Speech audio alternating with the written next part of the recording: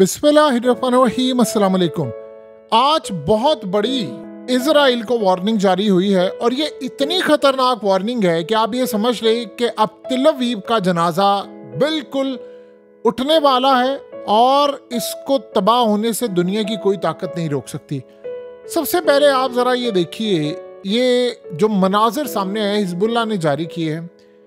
एक तो उन्होंने, आपको पता है कि इजराइल की किरिया बेस जो कि फ़ौज का हेडक्वार्टर है तिल अवीव में, यानी उसको उड़ाया, उस पर हमला किया।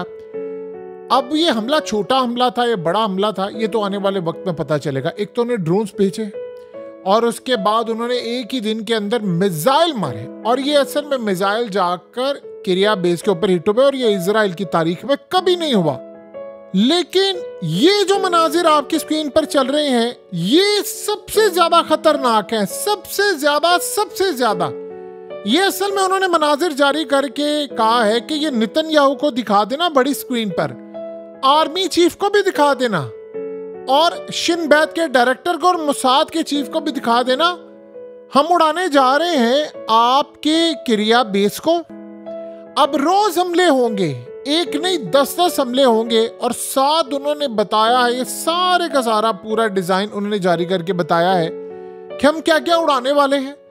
हम यहाँ पर आपके कौन से फ्लोर पर किसका ऑफिस है, कौन सी जगह पर क्या है, किस बिल्डिंग में क्या रखा हुआ है, क्या जगह है, क्या मामलात हैं, ये सारा कुछ उन्होंने जारी किया। नक्शे बनाकर पूरा डिजाइन उन्होंने बनाकर जारी किया है कि हम आपको बताकर उड़ाने जा रहे हैं कि अगर आप में हिम्मत है तो बचा लें, अपने फौजियों को भी बचा लें, अपने आर्मी चीफ को भी बचा लें, नेतन्याहू को भी बचा लें, जिस को बचा सकते हैं बचा लें। हम इस वक्त फौज का हेडक्वार्टर, पूरी बिल्डिंग उड़ाने जा रहे हैं। हम एक दफा नहीं कई दफा हमले करेंगे। हम इतना बुरा हाल करेंगे कि आज के बाद आपका कोई जर्नैल नहीं बैठ सकेगा अपनी फौज के हेडक्वार्टर के अंदर।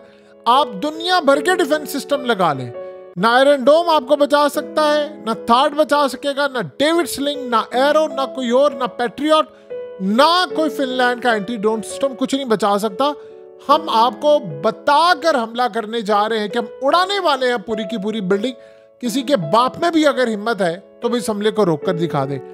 देखिए, दुनिया में होता क्या है कि आप बड़े हमले करते हैं, लेकिन कभी ऐसा होता नहीं है कि आप हमले करने से पहले आगाह करें कि हम इसको उड़ाने जा रहे हैं, अब इसको बचा लें। और फिर पैगाम ये देना कि आप बड़ी स्क्रीन पर आप अपने प्राइम मिनिस्टर को भी दिखा दें, अब आर्मी चीफ को भी दिखा दें और सबको कह दें कि आ रहे हैं हमारे हमले, रोक ले। असल में उन्होंने पैगाम दिया है बाकी जर्नैलों को और वहां पर फौज के, यानी आपको पता है इंटेलिजेंस इदारों के लोग काम करते हैं। ये पूरी बिल्डिंग है, ये गिरिया बेस असल में बहुत बड़ी बिल्डिंग है, कई फ्लोर्स हैं इसके। यहाँ पर काम होता है, इंटेलिजेंस गैदरिंग होते हैं, यहीं पर काम होता है कि कहाँ हमला करना है, क्या करना है। यानी आप ये समझ रहे पेंटागन जिस तरह है इस तरह एग्जैक्टली ये है। और ये बड़ा क्लियर पैगाम दिया गया है कि हम इस बिल्डिंग को उड़ाने वाले हैं।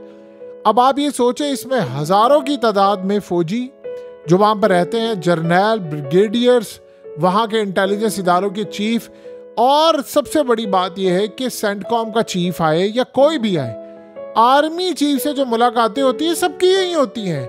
बड़े बड़े लोग यहाँ पर मुलाकातें करते हैं, नेतन्याहू यहाँ पर आता है, हर कोई बड़ी मीटिंग होती है, फौज के हेडक्वार्टर जाते हैं।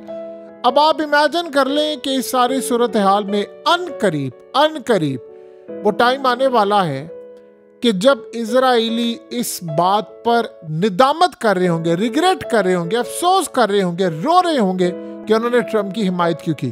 क्योंकि अब सूरत हाल ये है कि जो एजेंडा वो ये समझ रहे थे, जो टीम इस वक्त ट्रम्प अपनी लेकर आ रहा है सामने, वो तो समझ लें इजराइल का खेल खत्म कर रही है। यानी वो ईरान से बात कर रहे हैं, वही सूरत हाल में लिबनान को उन्होंने प्रपोजल दिया है, हमास के साथ जंग बंदी का कह रहे हैं। अब ये समझ रहे थे कि हमें कोई डिफेंस सिस्टम मिलेगा, हमें फलाना मिलेगा, हमें हथियार मिलेंगे। उनका अपना हेडक्वार्टर उड़ाने की तैयारी है और उसमें हजारों फौजी हैं और उनको ये बता दिया गया है कि आपका खेल खत्म है। आपका ना तो आयरन डोम बचा सकता ना कोई और, हमारा तो सिर्फ एक ड्रोन ही जाएगा और आपकी तबाही मचा देगा। अब जिस तरह उन्होंने कहा कि हमने नॉर्दर्न साइड में आग लगाई है, मार रहे हैं सुबह दोपहर शाम, हम आपके किरिया बेस को सुबह दोपहर शाम मारेंगे, इतना मारेंगे कि आपकी फौज के लोग टांगे कांपते हुए भागेंगे और कभी जिंदगी में अपनी फौज के हेडक्वार्टर नौकरी करने के लिए नहीं आएंगे। हम इसको शमशान घाट बना देंगे, कब्रिस्तान बना देंगे और दुनिया यहाँ पर मातम करेगी और देखेगी। असल में वो पैगाम देना चाह रहे हैं इजराइल के आम लोगों को कि देखो, ये अगर अपना हेडक्वार्टर नहीं बचा सकते, तुम्हें क्या बचाएंगे, तुम्हारा क्या मुस्तकबिल है। क्योंकि सूरत हाल ये है कि इजराइल में सबसे ज्यादा मामला खराब है कि लोग ये समझ रहे हैं कि हमारा मुस्तकबिल कुछ नहीं है। देखिए, उनके पास पासपोर्ट है, वो मुश्किल फैसला भी कर सकते हैं, वो मुल्क छोड़कर जा सकते हैं और जा भी रहे हैं। सो इस सारी सूरत हाल के अंदर सबसे बड़ी बात यह है कि देखिए, इजराइल के पास अब ऑप्शन कोई नहीं है। अब अवाम उनको कह रही है कि नहीं, तुम बातचीत करो, वो ट्रम्प के आने का वेट करें। अब आप ये सोचें कि इजराइल के आम लोग यानी कह रहे हैं कि बस बहुत हो गया, हमने बड़ी जंग लड़ ली है, अब बातचीत को रास्ता दें, लेबनान से बातचीत करें, जंग खत्म करें। अब आप ये सोचें कि सारी सूरत हाल में इम्पैक्ट क्या रहा है। ये जरा देखिए, ये फ्रांस के अंदर मैच चल रहा है, यूएफा आपको पता कब चल रहा है। तो इस सारी सूरत हाल में क्या सीन चल रहा है कि वक्त इस लेवल पर आ गया, इन्होंने फलस्तीन का वहां पर झंडा बैन किया। फ्रांस के लोगों ने पूरा स्टेडियम खाली कर दिया, कोई मैच नहीं देखने हैं। यहाँ पर इंसानों के बूट रखने की जगह नहीं होती और पूरा स्टेडियम खाली है। ये है वो नफरत जो इजराइल को इस वक्त फेस करना पड़ रही है कि फ्रांसीसियों ने आने से इनकार कर दिया, वरना जितने शुदाई वो है फुटबॉल के। यानी इम्पैक्ट आप देख लें कि दुनिया भर में कोई भी इजराइल की साइड ले रहा है, उसकी तबाही हो रही है, बड़ी बड़ी कंपनीज की तबाही हो रही है। वो अलग बात है कि जितनी मर्जी ये कैंपेन चल जाए, फलानी नहीं चीज़ खरीदनी, ये नहीं खरीदनी, उसका कोई एक यानी जिसे कहते हैं ना 1% भी फायदा नहीं हो पा रहा कि इस सूरत हाल में इजराइल को कोई नुकसान। इजराइल को हमेशा जब भी तकलीफ होती है, मिसाइलों से होगी, फौज भेजने से होगी, उसको गैदरिंग से होगी, उसको हमले से होगी, उसको इन चीज़ों से नहीं होगी। आप कोई मैकडोनल्ड्स खाएं ना खाएं, KFC खाएं, क्योंकि देखिए अमेरिका ने, आप अगर मिसाल के तौर पर दुनिया सारी उनको नुकसान पहुंचाना चाहे, इन कंपनीज का माल ना लेगा, 10-20 अरब डॉलर पहुंचा देंगे, तो 250 अरब डॉलर की तो इमदाद वैसे देते हैं, तो उनको कोई फ़र्क नहीं पड़ता, टके का फ़र्क नहीं पड़ता। अब इस वक्त हालत ये है कि पूरी तरह आर्मी के जो हेडक्वार्टर हैं उसको मुकम्मल तौर पर इस वक्त हाई अलर्ट कर दिया गया है। सारा डिफेंस, हेलीकॉप्टर्स मूव कर रहे हैं और हर थोड़ी देर बाद हेलीकॉप्टर आ रहे हैं, वो देख रहे हैं कोई ड्रोन तो नहीं आ रहा। ये इतनी ख़तरनाक सूरत हाल हो गई है कि इस दफ़ा उनका प्लान क्या है। देखिए, मिसाल के तौर पर अगर ड्रोन ये चले गए हैं, यानी एक ड्रोन यहाँ पर जा सकता है। आप अब एक बात बताइए, आप अगर 100 ड्रोन्स भेज देते हैं और वो 100 के 100 फ्लोर्स को हिट करते हैं, आप बताएं आप कहाँ पर खड़े होंगे। साथ उन्होंने रिसेंटली ये जो मिसाइल है वो भी मारे हैं और मिसाइल भी जाकर हिट हुए। एक दिन में उन्होंने 2 दफ़ा तजर्बा करके क्या किया, देखिए ये हो क्या रहा है। हिजबुल्लाह करती क्या है, लोग ये समझ रहे हैं कि उनके ड्रोन में या मिसाइलों में कोई ऐसी टेक्नोलॉजी है, स्टेल्थ है जी, वो रेडार पर डिटेक्ट नहीं होते। असल कहानी ये नहीं है। असल चीज़ ये है, उनके पास ऐसी टेक्नोलॉजी आ गई है कि जब उन्होंने मिसाल के तौर पर हमला करना होता है जिस जगह भी, वहाँ पर वो डिफेंस सिस्टम जो इनका है, उसकी जो सिक्योरिटी लेयर्स है, उसको बीट ऐसे करते हैं कि वहाँ पर मुकम्मल तौर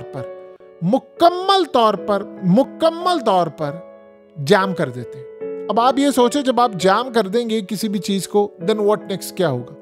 फिर तो आप इस सारी सूरत हाल का अंदाज़ा कर सकते हैं कि आपने सिक्योरिटी बाईपास की, आपने डिटेक्ट नहीं होने दिया। अब नेतन्याहू ये कह रहे हैं, मुझे ये बताएं कि ये आर्मी चीफ भी कह रहे हैं कि भाई ड्रोन आया है तो डिफेंस सिस्टम एक्टिवेट क्यों नहीं होते। भाई कैसे एक्टिवेट हो, उसको कंफ्यूज किया जाता है, कंफ्यूज करने के साथ उसको जैम कर दिया जाता है, उसको पता ही नहीं चलता। उसका रेडार सिस्टम इस वक्त हिजबुल्लाह के पास है। अब असल में हिजबुल्लाह के पास ये चीज़ होना, ये सारे सोचते हैं कि अच्छा जी उसके पास है तो इसका ये मतलब है कि हमास की तरह वाला मामला नहीं है, इसको पीछे बैठे रूस मदद दे रहा है। देखिए, ईरान दे रहा है, रूस मदद दे रहा है, जो मर्जी है। इजराइल को एक बात पता चल गई है कि खाली अब किरिया बेस की बिल्डिंग्स हिट नहीं होने वाली। उनके पास यहाँ तक इंटेलिजेंस मालूमात है किस फ्लोर के ऊपर कौन बैठा हुआ है, किसका ऑफिस है, कहाँ पर किस फ्लोर पर क्या बैठा है। ये सारी जो मालूमात है, ये याद रखिएगा, ये अंदर की मदद के बगैर बाहर नहीं आ सकती। इजराइल ने जितना 76 साल से अपना सिक्योरिटी सिस्टम टाइट करके रखा हुआ है, ये मदद अंदर के बगैर नहीं आ सकती। और अगलों ने कर हमला दिखाया है कि हम कहाँ तक जाकर हमला कर सकते हैं, क्या सूरत हाल हो सकती है। बहरहाल एक बात याद रखिएगा, आज इजराइल के तोते उड़ गए हैं। उनके जर्नैलों को भी ये समझ नहीं आ रही कि हम ड्यूटी करने आएँ या ना आएँ, क्योंकि आप सोचो अगर फौज का हेडक्वार्टर आप उड़ा देंगे तो बाकी बचेगा क्या। ये अभी तक सूरत हाल इनको समझ नहीं आ रही। बहरहाल आने वाले वक्त में एक बात तय है कि इसराइल को इस बात का बड़ी अच्छी तरह अंदाजा हो गया है कि हमारे हमले जितने भी हम कर रहे हैं उसका रिएक्शन इतना स्ट्रांग आ रहा है कि अनकरीब वो टाइम आने वाला है कि हमारी कोई बड़ी पर्सनालिटी हिट हो जाएगी, हम उसको बचा नहीं पाएंगे। आप कितनी देर तक नेतन्याहू को बंकर में रखेंगे? आप कितनी देर तक आर्मी चीफ को बंकर में रखेंगे? कितनी देर तक नेतन्याहू के बेटे की शादी मुलतवी रखेंगे? आपको बाहर तो आना है। जिस दिन आप बाहर आएंगे हिसाब किताब चुकता हो जाएगा।